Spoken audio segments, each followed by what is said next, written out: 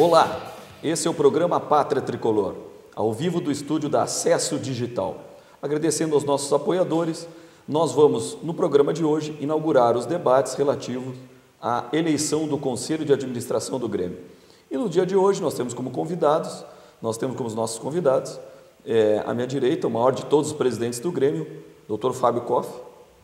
Boa tarde, Dr. Fábio. Boa tarde.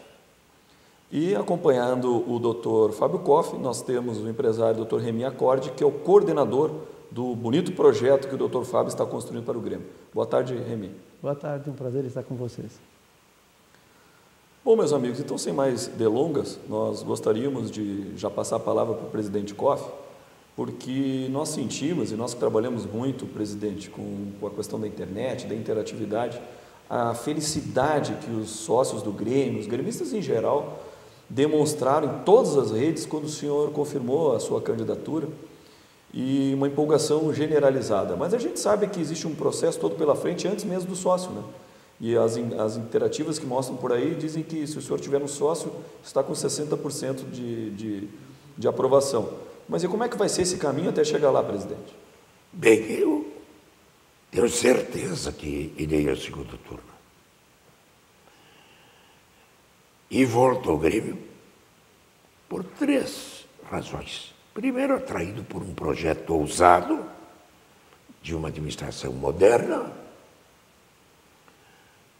que vai mudar não só a maneira de administrar o Grêmio, mas do próprio futebol brasileiro.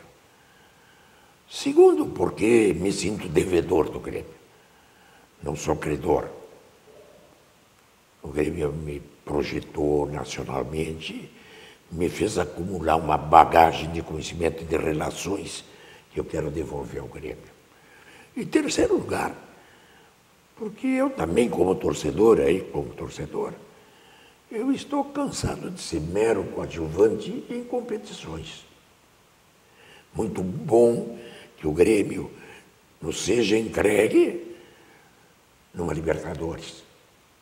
Ótimo, mas que o Grêmio não seja mero coadjuvante no atual campeonato e que as suas ambições sejam reduzidas tão somente a isso. As minhas 2 passagens pelo Grêmio são a prova de que a minha obstinação é a vitória, porque eu entendo que a grandeza do Grêmio tem como condição da sua própria existência, do seu próprio destino, campeonatos e vitórias. E, presidente, nos chegam perguntas aqui já do Eduardo Schneider, que é um assunto bem interessante. O que o senhor pensa na questão do investimento na base? Ele lembra aqui que a sua equipe, tanto de 83 como a equipe de 95, 96, tinham muitos jogadores da base, né? Eu acho que um time começa pela base, não?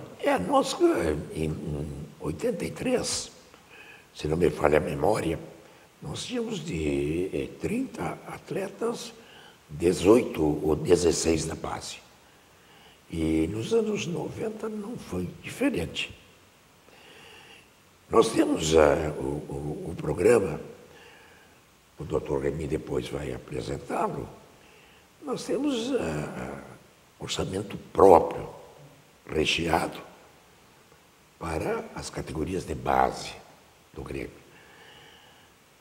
Numa relação vertical entre o futebol profissional com o futebol da base. Há necessidade de que se fortaleça a categoria de base. Até porque o Grêmio não tem aproveitado adequadamente, não é, nos últimos anos e tem pago um preço muito grande por esse descuidado com as categorias de base. E tem uma pergunta aqui do Carlos pelo Twitter, que daí até já passa para o Remy. Um time para atingir os títulos, como disse o presidente Koff, quer dizer, não ser coadjuvante, ele não necessita de uma gestão mais organizada? Quer dizer, a cada ano montar um time novo, a cada ano as coisas passarem desapercebido e ou terra arrasada ou a coisa continua. Como que o presidente Koff, Remy, tu que está coordenando esse projeto, está pensando em atacar essa situação da gestão? fundamentalmente em cima de dois círculos virtuosos. Um círculo virtuoso do futebol e um círculo virtuoso das finanças. Eu queria me ater um pouco ao aspecto anterior da base. O Fórum de Debates, liderado por uma série de grupos políticos, onde praticamente a totalidade deles firmou um compromisso de exigibilidade, vamos chamar assim, de coisas que o clube precisa, tem lá um projeto maravilhoso chamado DNA Tricolor, que nós lemos com muita atenção e incorporamos a outros estudos que nós tínhamos também tratando do mesmo tema. Já o Círculo Virtuoso do Futebol tem como base uma alocação que tem um mapa que depois nós podemos examinar juntos aí na tela, mas que tenta combater o arcaísmo e essa complexidade que se pratica no Grêmio, de a cada gestão ter 40 a 50 atletas comprados e que culminam com cada início de temporada voltarem 20, 18, 30 jogadores emprestados, porque de alguma forma os contratos continuam em vigor. Tem um outro aspecto também que é muito levantado, e daí voltando para o presidente Koff, é que aquela situação, período eleitoral, será que essa situação vai lá para o vestiário?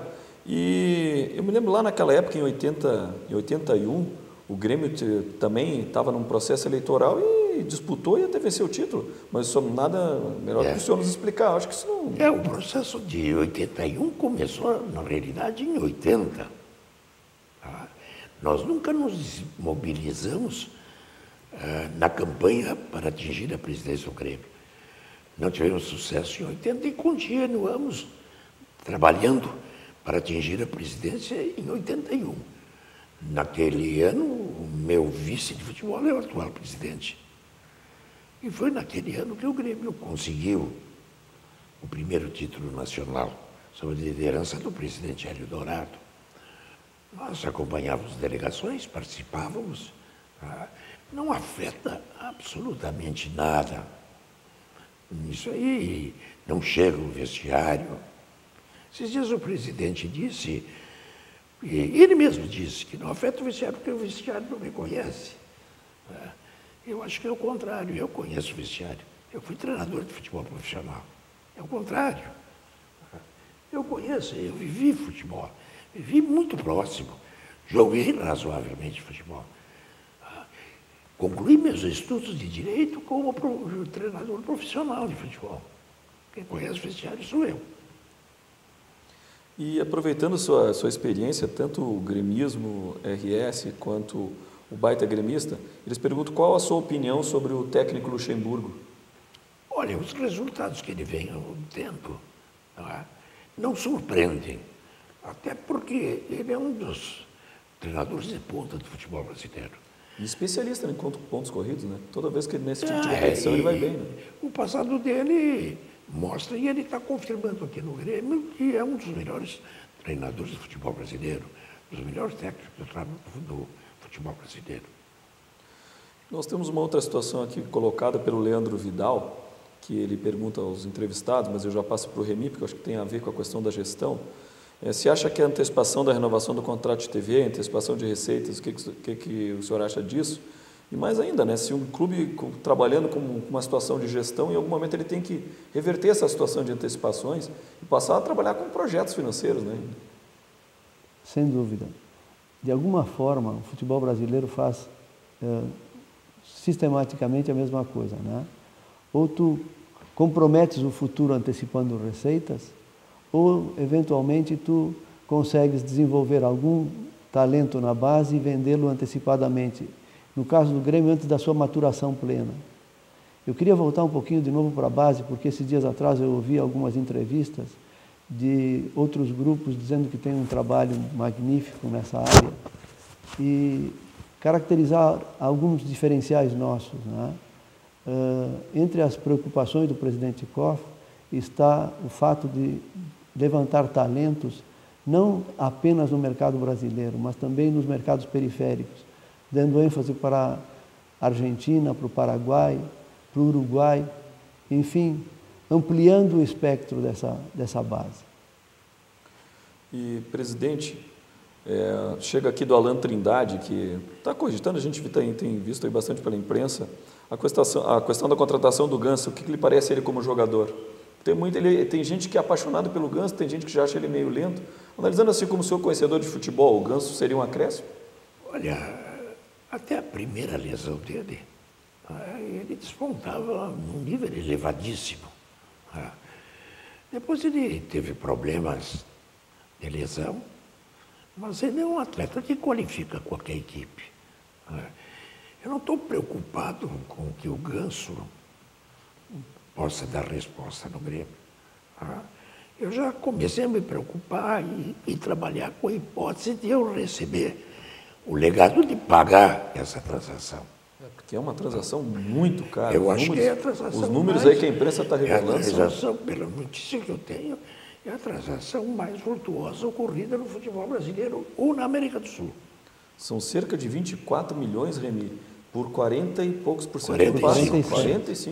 47%. A informação que eu tenho é 45%. Bom, 45%, 47%. 24 milhões de pagamento a multa integral, contrato de o salário elevado. Eu já estou apelando para o nosso coordenador de encontrar as alternativas de receita, acréscimos de receita, para pagarmos essa dívida, porque tenho absoluta certeza que vai estourar em mim. Como não será só essa, né? Até porque não sei se eu estou enganado. Se eu estou enganado, me corrija. Não sei se eu não ouvi o presidente dizer há 2 dias atrás que era uma transação muito elevada e que ele não queria comprometer o futuro do Grêmio. Eu até ouvi a entrevista, ele disse mais do que isso, presidente. Ele disse assim: eu não posso assumir determinados compromissos financeiros e deixar, de repente, para uma outra pessoa pagar. Até ele se colocando, não sei se serei eu o presidente do Grêmio. Ele disse isso ontem, numa entrevista na Rádio Gaúcha. É uma posição marcadamente ética esta. Seguramente. E Remy, aproveita e fala um pouco para nós, já que vai ter muita herança, coisas boas e coisas ruins. Me explica para os internautas aí um pouco mais do projeto. Tem telas à disposição, o que tu podia falar sobre isso? Bom, primeiro, vamos colocar de maneira muito clara que as coisas positivas que estão no Estádio Olímpico e que serão trasladadas para a Arena, elas obviamente serão respeitadas por nós. Há alguns trabalhos que estão sendo feitos por algumas consultorias especializadas, especialmente a PricewaterhouseCoopers, que redundam em coisas muito boas. Nós o que temos como paradigmas a serem rompidos é o fato de estabelecer uma governança corporativa clara, com limites de alçada claros, com respeito à propriedade, respeito à ética, especialmente com respeito ao conflito de interesses, não é? Nós não podemos admitir que determinados dirigentes possam eventualmente ter jogadores com seus passes vinculados a empresários ligados de alguma maneira a essas pessoas. Tudo isso tem, obviamente, uma descrição em todos os sentidos, como tem nas empresas regras gerais de comportamento. O planejamento estratégico do Grêmio, que também é de muito boa qualidade, será implementado agora não apenas em relação à Arena, mas também em todos os outros segmentos onde ele foi projetado, e nós incorporaremos políticas nossas, estratégias nossas, mas dando, finalmente, responsáveis e prazos para a conclusão. Quando nós começamos esse trabalho, o Dr. Fábio nos pediu um legado, e esse legado tinha junto com ele uma dose de responsabilidade enorme, porque, como o presidente mais vitorioso da história do Grêmio, deixar um legado significava colocar um caminho, apontar um rumo, mas mais do que isso, mostrar fatos concretos de êxitos em cima desse modelo.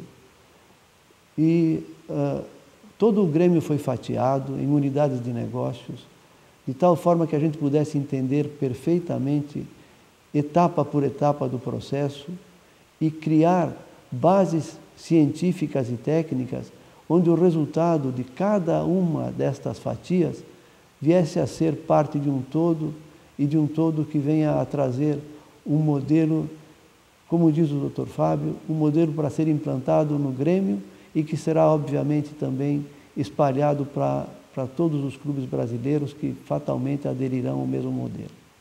O Remy enfatizou um negócio, que é a transparência e a moralidade. Tá? Eu não sei como é que se faz uma transação de valores, não estou me referindo a essa do Ganso, antes, em que existem parceiros que não se sabe quem são, não se divulga o nome.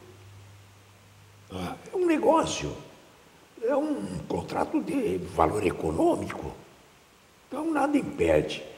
O atleta Pedro da Silva acaba de ser contratado pelo Grêmio. O Grêmio aportou tantos recursos do seu caixa, tanto é do empresário tal, tanto é do fulano, tanto é do beltrano. É uma relação permanente, tem que ser transparente, tem que ser aberta. Não é? Até porque tem não uma há situação motivo para que esconder. constrange muito, eu me falo também como sócio, e infelizmente a gente tem que falar ali no co-irmão. Qualquer transação, principalmente quando vem da base, quando vem o Inter tem não sei quantos milhões, e tem não sei quantos milhões. Daqui a pouco o Grêmio faz uma transação. Ah, não, mas o Grêmio só tinha 20% do passe. Pois é, Ninguém sabia disso.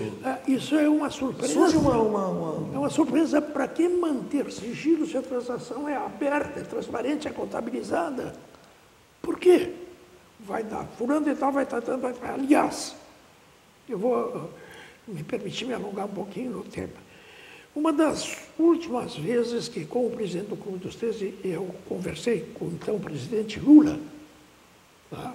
O presidente Lula tinha preocupações de duas naturezas. Primeiro, estabelecer um conceito na legislação esportiva do investidor, contrário ao especulador. Tá? O investidor que aportasse recursos no clube e obtivesse receita desta parte de patrimônio, deixaria retido no clube uma parte para alimentar as categorias de base. Só assim seria investidor, senão seria especulador.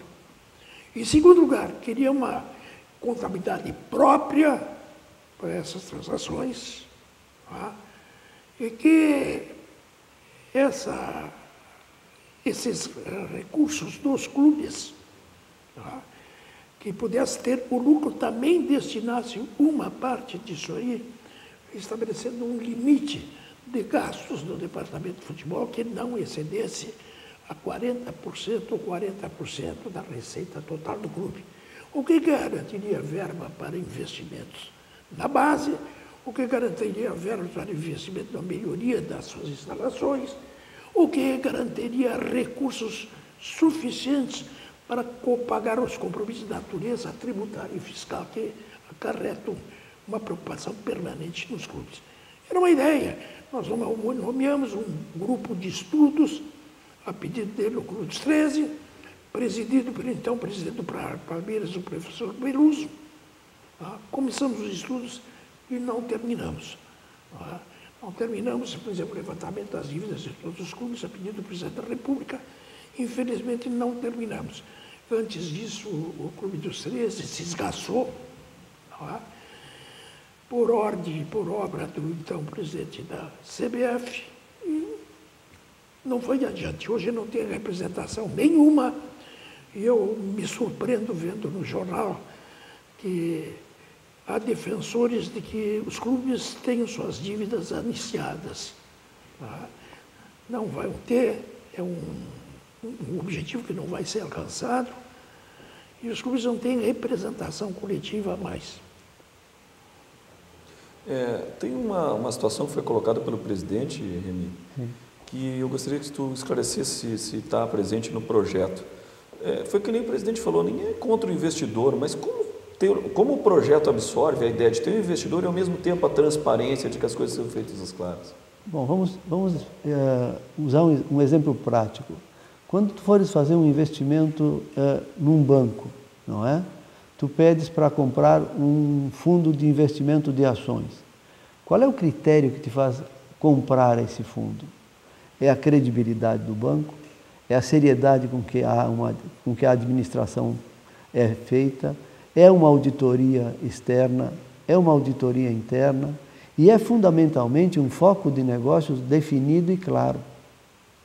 De modo que seriedade, transparência, moralidade são fundamentais para qualquer tipo de fundo. Senão não existe investidor que vá fazer aportes nesse sentido. Seria assumir riscos fundamentalmente pela paixão. E por mais que nós vejamos paixão nos torcedores, ninguém está disposto a pegar recursos havidos com suor, sacrifício e trabalho e aplicar em coisas que não tenham esse tipo de comportamento. E quem acaba vindo de uma maneira não às claras é de se duvidar, né? Ou até às vezes não tem a oportunidade de vir às claras. Os bons acho que vão permanecer, né? Bom, tanto que, só para voltar ao tema, né, há uma enorme dificuldade de se colocar fundos no mundo inteiro, fundos de futebol, por essa falta de transparência, por essa falta de credibilidade, por essa falta de seriedade. Eu não vejo a possibilidade de se fazer essas coisas a não ser com uma liderança do tipo Fábio Koff, tá?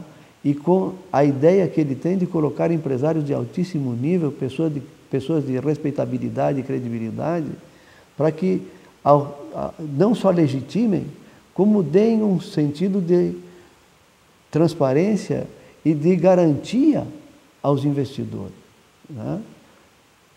Eu acho que se o futebol brasileiro, aí é como um todo, não adotar medidas dessa natureza, ele não tem como bater na porta do poder público, tá, para pedir que se encontre outros mecanismos, além do time mania, para suportar os encargos mensais das dívidas históricas de natureza fiscal e tributária que os clubes têm.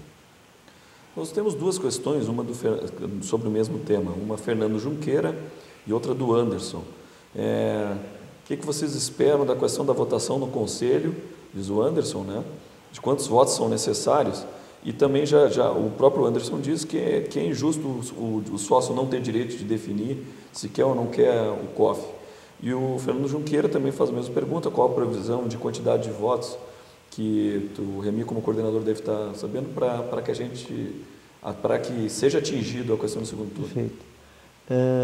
Eu queria fazer aqui um parênteses, né? E citar alguns exemplos de clubes fora do eixo brasileiro. Se vocês pegarem nesse instante o Barcelona, não é?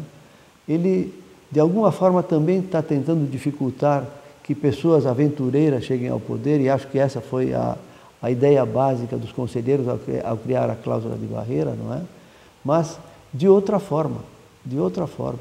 Lá se quer que o presidente coloque um volume de patrimônio X, seu ou de seus familiares, como garantia para eventuais erros e malversão dos fundos e dos negócios dos clubes, não é? Então, eu acho que fica mais legítimo. O fato de ter uma cláusula de barreira que impeça que alguém que tenha 80% do desejo do torcedor de chegar à presidência, parece realmente um absurdo, não é? Ainda assim, para a tranquilidade de vocês todos que são sócios e que estão esperando por essas eleições, como nós também estamos esperando por elas, tenham a tranquilidade e a certeza, como nós temos, de que o número de 63 votos está amplamente superado e nós temos aí um número que vai surpreender muita gente, muita gente. Presidente, ele faz uma pergunta bem objetiva, o senhor fica à vontade para responder ou não. Se o senhor for eleito presidente do Grêmio, o senhor colocaria seu sigilo bancário e fiscal à disposição dos sócios durante o período de mandato? Não há por que não. Não há por que não. Até porque eu vivo dos meus proventos de aposentadoria de magistrado. Tá? E está aberto, não tem. Eu acho que todos deveriam fazer. O programa vai desafiar a todos. Não é só o cargo de presidente. Eu acho que todos aqueles que venham assumir o clube deveriam colocar a sua declaração do imposto de renda do exercício anterior, o seu sigilo bancário, mesmo que isso ficasse guardado lá no Conselho Deliberativo ou tornado público, não há nenhum problema. À disposição dos sócios. Eu acho que ninguém tem vergonha. O sócio que contribui todo mês, né, ser... presidente? Hein? Eu penso assim, o sócio que contribui todo mês. Exatamente. Eu vou mais longe. A pergunta até tem procedência, porque é uma regra que foi alterada na Lei Pelé, que responsabiliza o patrimônio pessoal do administrador de clube de futebol, de administração, de entidade de futebol, nas ações que tenham ultrapassado o limite da responsabilidade. O patrimônio dele está comprometido, sim. E Remy, tu acha que é pertinente essa situação? Não só acho pertinente, como absolutamente necessária. Se o desejo é moralizar as relações, e quando se fala em normas de governança corporativa, é disso que nós estamos falando. Não é uma palavra pequena, mas ela significa exatamente isso. Uma abrangência total e um comprometimento com o sócio, com o torcedor, com a legitimidade, com a seriedade. Eu não vejo outra forma que não seja assim. A palavra transparência, ela implica nisso. Colocar às claras aquilo que hoje é uma grande caixa preta. Tem duas situações aqui que o pessoal fala da questão do projeto. A primeira delas, presidente, ele pergunta o seguinte: não há necessidade de uma mudança específica para que os membros do Conselho de Administração tenham efetivamente uma participação que não seja tão centralizado e tão presidencialista hoje, como o pessoal enxerga de fora, né? O presidente manda e desmanda e parece que não existe um conselho. Né? É como está contemplado no nosso programa, e o Remy pode enfatizar, né? Nós nos propomos a uma administração participativa. Além da participação dos membros do Conselho de Administração, nós teremos advisors, ou seja, conselheiros que, com uma visão de fora, poderão, de maneira positiva, contribuir para que o projeto seja implementado, para que não haja desvio na execução do que nós nos propomos. Todos os membros do Conselho de Administração assinaram um compromisso. É uma carta compromisso de cumprimento rigoroso do programa que nós apresentamos. Mas sempre, para não ser atropelado por resultados de futebol, que altera qualquer coisa, nós vamos ser uns fiscais do cumprimento do que nós prometemos. Acho muito importante isso aí. Essa última pergunta que eu fiz foi mandada pelo Marcos Leal. O Marcelo, eu vou fazer duas ao mesmo tempo que tem a ver com o projeto. O Marcelo pergunta assim: qual é a principal preocupação da plataforma COF? E o Maurício Iclic, ele faz uma pergunta bem interessante, que é a seguinte: há um tipo de garantia que o planejamento estratégico seja mantido mesmo depois da troca da gestão COF? Eu me pergunto, deixa eu responder a segunda. O nosso projeto não está perfeito e não está acabado. Ele vai continuar aberto para apresentação de sugestões. Segundo lugar, o nosso projeto, seja qual for o resultado das eleições, me conduzam de novo à presidência do Grêmio ou não, nós entregaremos nas mãos do presidente do Conselho Deliberativo, para que convoque um fórum de debates para adaptar os estatutos às reformas do projeto que nós estamos propondo. Não tem nome, não é meu legado, não deixa de ser criação do Remy, é do Grêmio.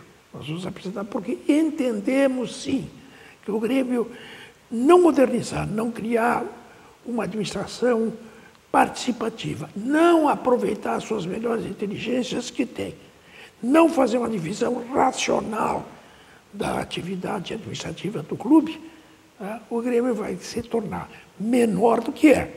Aliás, ele tem diminuído. O crescimento físico do Grêmio, representado pela Arena, não tem correspondido na mesma escala o crescimento da sua administração, da sua gestão, da maneira de ser. O Grêmio corre o risco, se assim não agirmos, tá, de ficar menor do que a Arena. Esse é um perigo. E, Grêmio, tu dizia da questão do legado, né? Quer dizer, não são 2 anos ou 3 anos de mandato, é o legado que ficaria, eu acho que é mais ou menos por aí. É por aí, mas eu queria avançar um pouquinho nesse tema, né? A administração participativa, ela implica um tipo de liderança.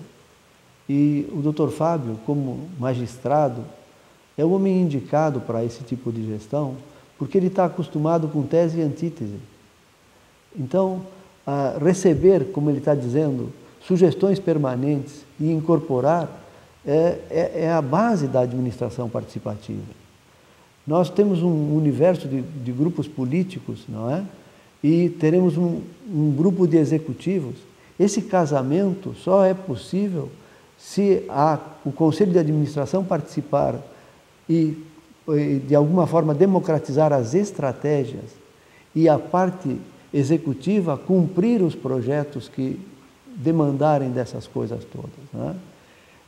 Nós estivemos em Nova York examinando no Morgan Stanley tipos de administração dessa ordem, com comitês temporários, com comitês permanentes, com conselhos consultivos, com conselhos definitivos, e o que a gente tem a certeza é de que esse modelo impessoal é o mais seguro para fazer uma transformação radical no futebol brasileiro e especialmente no Grêmio. Meus amigos, nós também tivemos a oportunidade de ir às ruas hoje e perguntar para as pessoas o que espera do presidente do Grêmio. Nós fizemos essa enquete, que nós vamos tentar trazer ao ar, para que depois também dê a oportunidade do presidente responder essas pessoas, ou a ambição dela que se manifestaram. Então, assim que possível, vamos à enquete.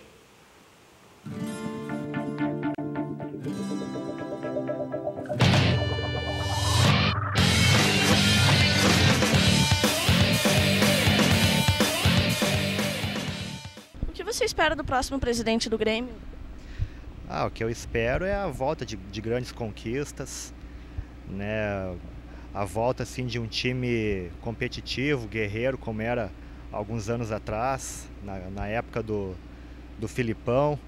Então acho que um time desses é o que acho que a torcida gostaria, né?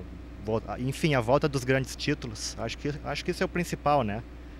Eu espero que ele traga assim, jogadores melhores, bons também, como já tem, e consiga títulos como o Grêmio precisa, faz tempo que não ganha um título expressivo, e acho que é só isso.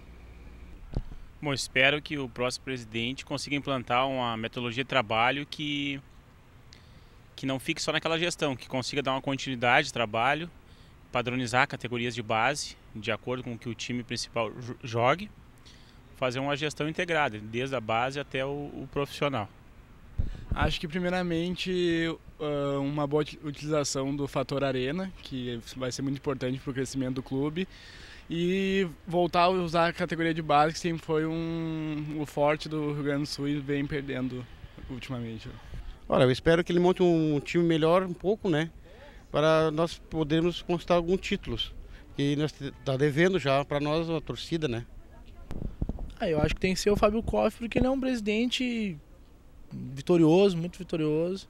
Eu acho que o Baldoni excluiu ele pelo Clube dos 13, né? Eu acho que era um apoio do Grêmio ali e tudo. E acho que a minha opinião é essa. Eu acho que é a opinião de milhares de torcedores do Tricolor.